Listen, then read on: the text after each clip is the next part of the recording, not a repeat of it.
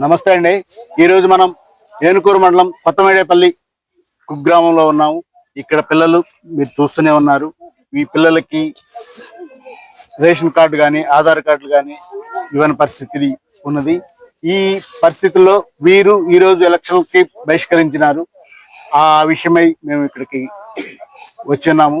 నా పేరు Kaveti Radhakrishnamurthy, human rights protection council of people national vice chairperson గా పనిచేస్తున్నాను.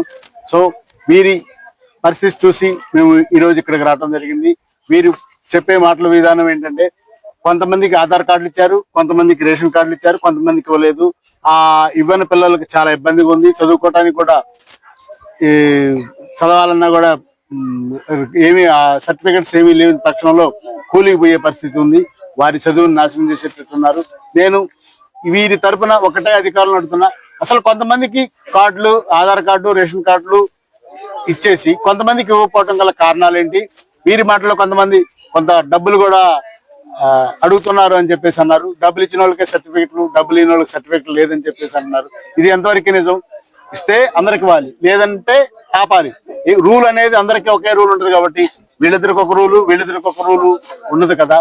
సో మా యందు దయవుంచి అధికారులు కొంత చొరవ తీసుకొని వీరిని ఇబ్బంది పెట్టకుండా వీరికి ఆదాయం అయితేనేమి, కుల సర్టిఫికెట్ అయితేనేమి, బర్త్ సర్టిఫికెట్ అయితేనేమి, ప్లస్ ఆధార్ కార్డులు ఇలాంటివి ఇవ్వాలని కోరుకుంటూ ఉన్నాము.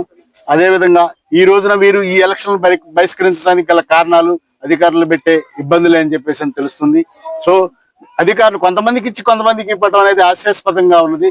ఇస్తే మొత్తానికి ఇవ్వాలి, లేదా పూర్తిగా ఆపాలి. అట్లా కాకుండా కొంతమందికి డబ్బులు ఇచ్చిన వాళ్ళకి ఇచ్చినట్లుంది, డబ్బులు ఇచ్చిన వాళ్ళకి ఇచ్చినట్లుంది.